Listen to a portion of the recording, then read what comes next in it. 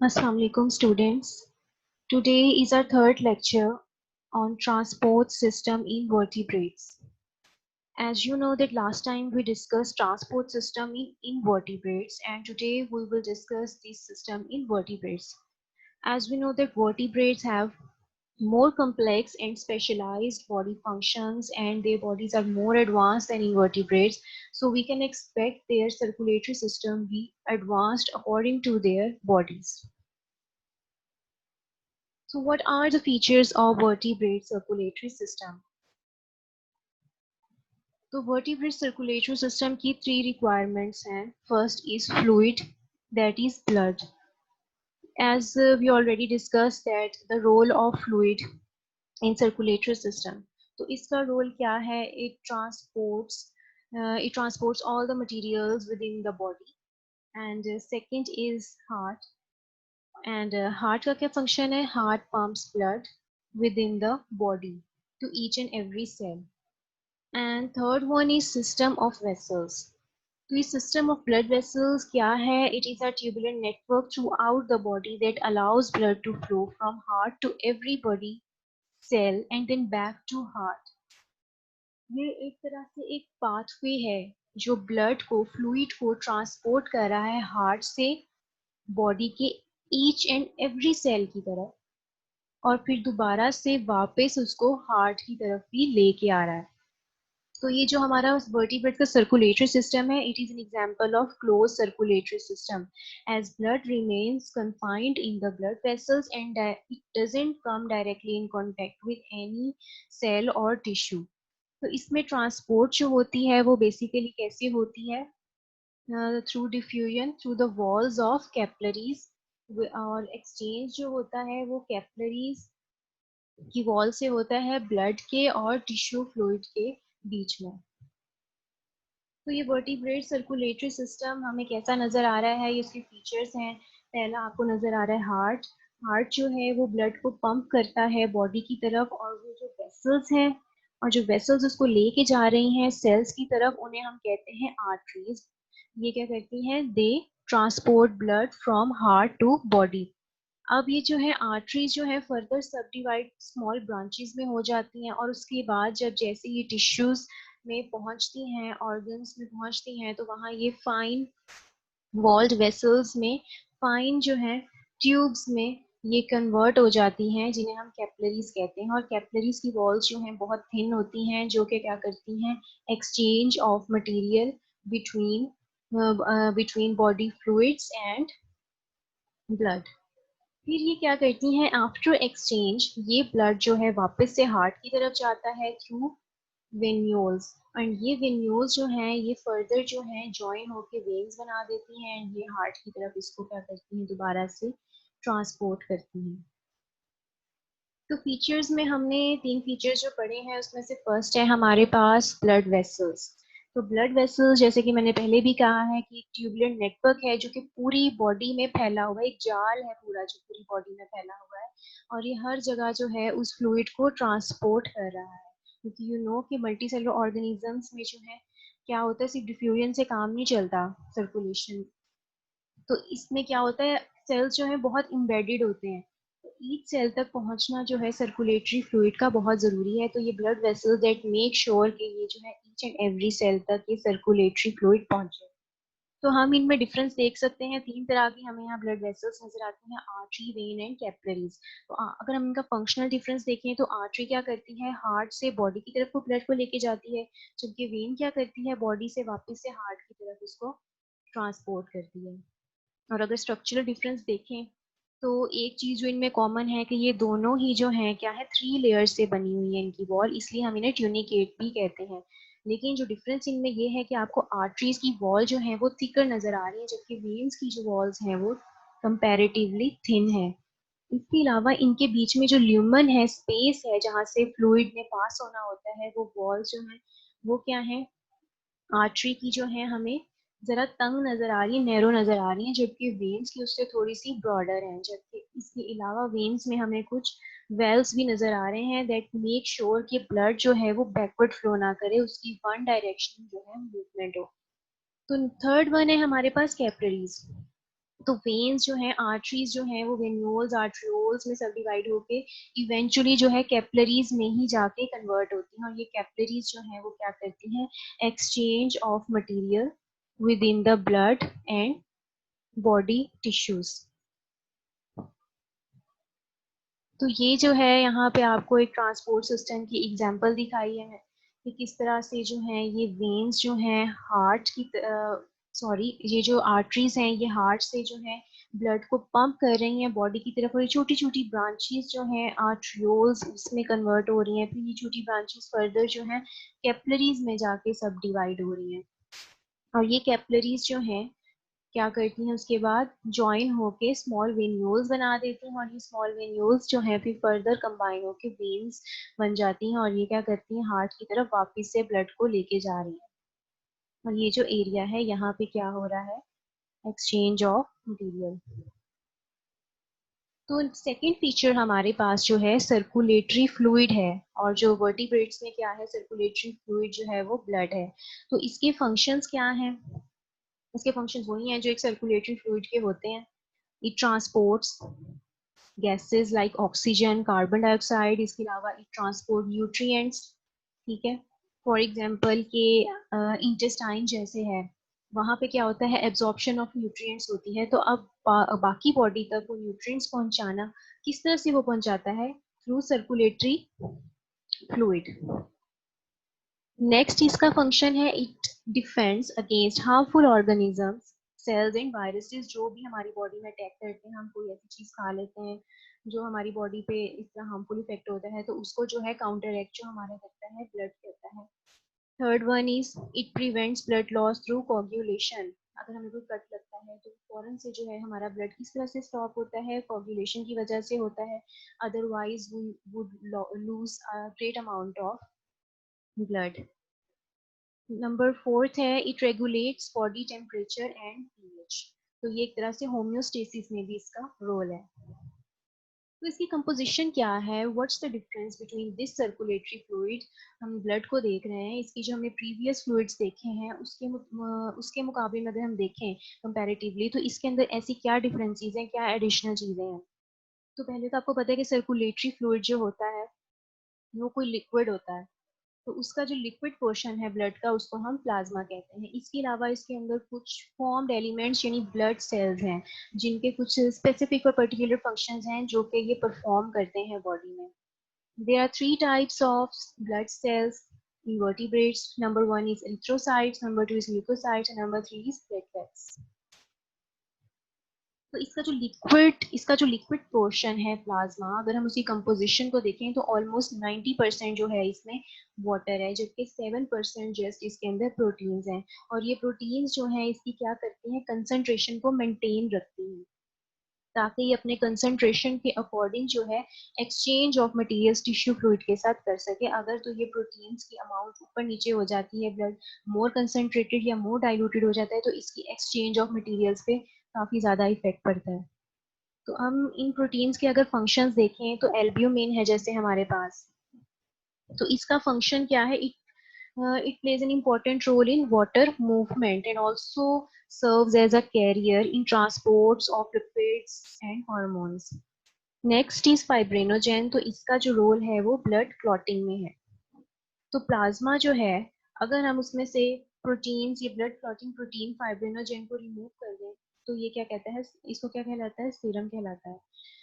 Third है हमारे पास ग्लोब्युलेंस। तो ग्लोब्युलेंस जो है वो क्या करते हैं, they are metal binding proteins. तो ये क्या करती हैं, ट्रांसपोर्ट करती हैं आयंस को, हार्मोन्स को, लिपिड्स को। इस तरह से इनका फंक्शन जो है वो बेसिकली इम्यूनिटी के अंदर होता है। नेक्स्ट है हमारे पास गैमा ग्लोब्युलन। तो गैमा ग्लोब्युलिन प्रोटीन्स जो हैं वो भी क्या करती हैं, इम्यून रिस्पॉन्स शो करती हैं, और इसमें जो है एंटीबॉडीज होती हैं। फिर इसके अलावा कुछ 3% जो है अदर कंपोनेंट्स भी हैं, जो कि बेशक बहुत कम क्वांटिटी में है, लेकिन इनका भी बहुत इंपॉर्टेंट रोल है हमारी सर्कुलेशन में और हमारे बॉडी में जो फंक्शंस हो रहे हैं उसमें, तो इनका ट्रांसपोर्ट होना भी बहुत ज़रूरी है। तो इनमें शामिल हैं कुछ इलेक्ट्रोलाइट्स जैसे सोडियम वगैरह हो गया, अमाइनो एसिड्स हो गए, ग्लूकोज हो गया, nutrients, enzymes, hormones and metabolic waste. इसके अलावा कुछ बिल्कुल ट्रेस अमाउंट्स में इनऑर्गेनिक एंड ऑर्गेनिक मॉलिक्यूल्स भी पाए जाते हैं। फिर हमारे पास जो है ब्लड सेल्स हैं। 3 टाइप्स ऑफ ब्लड सेल्स हमने यहाँ देखे हैं। Number 1 is red blood sales, जो कि ट्रांसपोर्ट करते हैं ऑक्सीजन को और इस तरह से क्या करते हैं, एक्सचेंज ऑफ गैसेस करते हैं। फिर सेकंड है हमारे पास white blood cells. White blood cells का रोल जो है वो इन्फेक्शन से फाइट करना है बॉडी के डिफेंस सिस्टम में। Number third are the platelets, ये क्या करते हैं, हेल्प इन ब्लड क्लॉटिंग। तो हम इनको बारी बारी देख लेते हैं। फर्स्ट ऑफ ऑल हमारे पास है रेड ब्लड सेल्स। तो रेड ब्लड सेल्स जैसे मैंने यहाँ पिक्चर में भी आपको दिखाया राइट साइड पे, ये डिफरेंट ऑर्गेनिजम्स हैं, वर्टिब्रेट्स हैं। इनके आप देखें रेड ब्लड सेल्स किस तरह से वेरी कर रहे हैं। तो रेड ब्लड सेल्स जो है वर्टिब्रेट्स में ये वेरी करते हैं according to their sizes shapes. तो आपको देखिए यहाँ पे साइज का भी डिफरेंस नजर आ रहा है और शेप का भी। किसी में ये आपको इलिप्टिकल नजर आ रहा है, किसी में राउंडेड, किसी में आपको लार्ज, किसी में स्मॉल नजर आ रहा है। इसके अलावा जो एक और डिफरेंस है, जैसे कि मेमल्स के अंदर जो है रेड ब्लड सेल्स, उसमें न्यूक्लियस नहीं होता, they are enucleated, they lose their nucleus after maturation. तो ये लॉस ऑफ न्यूक्लियस जो है it facilitates more efficient gas of exchange. ठीक है, ये ज्यादा से ज्यादा ऑक्सीजन को बेहतर तौर पे ट्रांसपोर्ट कर सकता है। फिर कुछ ऐसे फिशेज और एम्फीबियंस भी हैं जो जिनका क्या है, इन्यूक्लिएटेड आरबीसी। तो ये डिफरेंस जो है वो according to their function, body functions हैं, स्ट्रक्चर्स हैं, उसके अकॉर्डिंग जो उनकी रिक्वायरमेंट्स हैं, उसके अकॉर्डिंग ही इनके आरबीसीज में क्या है, डिफरेंसेस हैं। अब यहाँ पे नीचे आप डायग्राम में देखें तो हमें इसका फंक्शन नजर आ रहा है कि इसका फंक्शन क्या है, इट ट्रांसपोर्ट्स ऑक्सीजन, यानी ये ट्रांसपोर्ट करता है ऑक्सीजन और कार्बन डाइऑक्साइड और ऑक्सीजन को एक्सचेंज करता है। तो यहाँ पे आपको नजर आ रहा है किस तरह से ये जो है ऑक्सीजनेटेड ब्लड जो है ब्लड वेसल से बॉडी की तरफ जा रहा है और क्या हुआ है, ये वापसी पे डीऑक्सीजनेटेड हो गया है और ये फिर दोबारा से कहाँ जा रहा है, ऑक्सीजनेशन के लिए। तो ब्लड सेल्स जो हैं ये आरबीसीज, इनके अंदर क्या होता है, एक प्रोटीन होता है हीमोग्लोबिन, जो कि ऑक्सीजन को अपने साथ बाइंड करता है। जैसे ही ये ऑक्सीजन को अपने साथ बाइंड करता है तो it converts into form of oxy haemoglobin. जैसे ही ऑक्सी हीमोग्लोबिन जो है बनता है तो ये क्या होते हैं, आरबीसीज जो है उसको बाइंड करते हैं, तो ब्लड का कलर जो है वो ब्राइट रेड हो जाता है। फिर जो है ब्लड जो है बॉडी की तरफ जब सर्कुलेट होता है, वहां पे क्या करता है, गैसेस एक्सचेंज करता है अकॉर्डिंग टू कंसंट्रेशन। जहाँ पे आप देखें बॉडी टिश्यूज के अंदर जो है ऑक्सीजन जो है उसकी कंसंट्रेशन लो है, ब्लड के अंदर ऑक्सीजन की कंसंट्रेशन ज्यादा है। तो ऑक्सीजन जो है ब्लड से जो है डिफ्यूज हो जाएगी टिश्यूज के अंदर। इस तरह कार्बन डाइऑक्साइड की कंसंट्रेशन जो है टिश्यूज में ज्यादा है, ब्लड में कम है, तो ये क्या हो जाएगी, ट्रांसपोर्ट हो जाएगी ब्लड की तरफ। तो जैसे ही कार्बन डाइऑक्साइड जो है वो ऑक्सी हीमोग्लोबिन जो है उसको कन्वर्ट कर देगी कार्बेमाइन हीमोग्लोबिन में, तो ब्लड का कलर जो है वो थोड़ा डार्क सा हो जाएगा। लेकिन आपने नोटिस किया होगा कि जब हमें कोई कट वगैरह लगता है तो हमारा जो ब्लड है वो तो बाहर रेड ही निकलता है। तो उसकी वजह ये है कि जैसे ही हमें कट लगता है तो हमारा जो ब्लड है वो एक्सपोज होता है एक्सटर्नल एनवायरनमेंट में, तो ये फॉरन जो है ऑक्सीजन के साथ बाइंड हो जाता है और हमें ब्लड रेड नजर आता है। Second are the white blood cells. तो ये हमारे पास काफी सारी टाइप्स हैं इसकी। तो जो बेसिक इसके अंदर डिफरेंसेस हैं वो हैं, 2 टाइप्स हैं, agranulocytes and granulocytes. Agranulocytes जो हैं उनमें क्या होता है, they are without granules in the cytoplasm. छोटे छोटे ग्रेन्यूल्स जो हैं उनकी वो इनके अंदर मौजूद नहीं है, जैसे कि आपको दूसरे वाइट ब्लड सेल्स में नजर आ रहे हैं। इसकी 2 टाइप्स हैं, लिम्फोसाइट्स एंड मोनोसाइट्स। फिर ग्रेन्युलोसाइट्स जो है उनके साइटोप्लाज्म में छोटे छोटे ग्रेन्यूल्स मौजूद होते हैं और इनकी हमारे पास टाइप्स जो हैं वो एसिनोफिल्स, बेसोफिल्स एंड न्यूट्रोफिल्स हैं। तो हम इन सबको बारी बारी देख लेते हैं। फर्स्ट ऑफ ऑल हमारे पास eosinophils हैं। ये क्या है, they are the type of granulocytes and they are phagocytic cells. ये क्या करते हैं, फॉरेन मटेरियल को अपने सेल्स के अंदर इंजेस्ट कर लेते हैं और उनको डिग्रेड कर देते हैं। इसके अलावा ये क्या करते हैं, these chemicals inactivate the inflammatory chemicals। Body के अंदर जैसे जब कोई inflammatory response होता है तो जो inflammatory chemicals होते हैं जिनकी वजह से हमें एलर्जिक रिएक्शंस जो हैं हो जाते हैं, तो उस inflammatory response को जो है ये कंट्रोल करता है उन इन्फ्लेमेटरी केमिकल्स को इनएक्टिवेट करके। नेक्स्ट है हमारे पास बेसोफिल्स। तो ये लीस्ट न्यूमरस हमारे पास वाइट ब्लड सेल्स हैं। ये क्या करते हैं, they react with foreign substance and release granules of histamine and heparin. तो यहाँ दो तरह के केमिकल्स ये रिलीज करते हैं, दोनों के अपने डिफरेंट फंक्शंस हैं। जैसे कि हिस्टामिन जो है उसका फंक्शन जो है वो इन्फ्लेमेशन में है। इन्फ्लेमेशन में ये क्या करता है, it dilates the blood vessels. तो इसका क्या रोल है, वाई डायलेट होने से क्या होता है, it increase the permeability and low blood pressure, allowing leukocytes, proteins, plasma to leak to site of tissue. तो ज़्यादा से ज़्यादा जो है फिर ब्लड जो है उस एरिया पे ट्रांसपोर्ट होगा, ज़्यादा से ज़्यादा वहाँ ल्यूकोसाइट्स पहुँचेंगे, ज़्यादा से ज़्यादा उसको जल्दी वो हील करेंगे, ठीक है, और नरिश करेंगे ताकि वो जो है इन्फेक्शन साइट जो है उसको जल्द से जल्द जो है वो क्लियर कर सके। फिर हेपरिन है, ये क्या करता है, इसका role it prevents blood clotting. इसका हमें जो है बिल्कुल ऑपोजिट जो है रोल नजर आ रहा है प्लेटलेट्स से। फिर है हमारे पास न्यूट्रोफिल्स। तो ये most abundant white blood sales हैं और ये जो है साइट्स ऑफ इन्फ्लेमेशन पे जाके फेगोसाइटोसिस करते हैं। इसके डायग्राम में नजर आ रहा है जैसे कि फॉरेन मटेरियल इन्वेड करता है तो ये उसको अपने अंदर इमेजिनेट कर लेते हैं और उसको बाद उसको डिग्रेड कर देते हैं। नेक्स्ट है लिम्फोसाइट्स। तो लिम्फोसाइट्स हमारे पास दो तरह के हैं, B cells and T cells. तो ये दोनों जो है बोन मैरो में जो है ये इनकी फॉर्मेशन होती है, फिर मेचोरेशन जो है इनकी थाइमस ग्लैंड में होती है, और जबकि ये स्टोर जो होते हैं लिम्फोइड टिश्यू में होते हैं। तो इनका जो इम्यून रिस्पॉन्स है उसके बारे में एक डिटेल टॉपिक हम आगे पढ़ेंगे, तब हम इसको बेहतर तौर पे डिस्कस करेंगे। थर्ड हमारे पास है प्लेटलेट्स।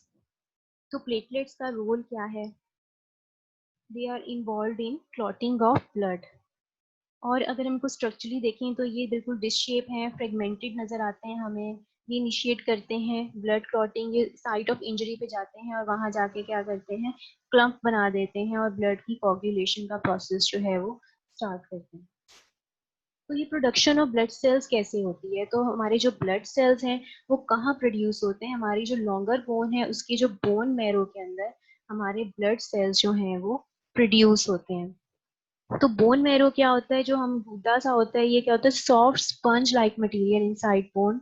और इसके अंदर क्या होते हैं, इमेच्योर सेल्स जिन्हें हम हिमेटोपोएटिक स्टेम सेल्स कहते हैं, या फिर आप इन्हें ब्लड फॉर्मिंग सेल्स भी कह सकते हैं। तो ये अनडिफरेंशिएट स्टेम सेल्स जो है डिफरेंशिएट हो जाते हैं certain type of red blood cell precursors. ये प्रिकर्सर्स जो है इनकी एक ऐसी डेवलपमेंटल स्टेज होती है where the cells are committed to form a particular type of cell. For example erythrocyte precursor जो है वो it is committed to form erythrocytes. इस तरह से ये जो हमें थ्री टाइप ऑफ प्रिकर्सर्स नजर आ रहे हैं, तो ये हमारे पास जो है डिफरेंट ब्लड सेल्स बना रहे हैं, like erythrocytes, platelets, एग्रेन्युलोसाइट्स and granulocytes. तो आज का हमारा टॉपिक यहीं एंड होता है। होपफुली आपको समझ आया होगा। Thank you.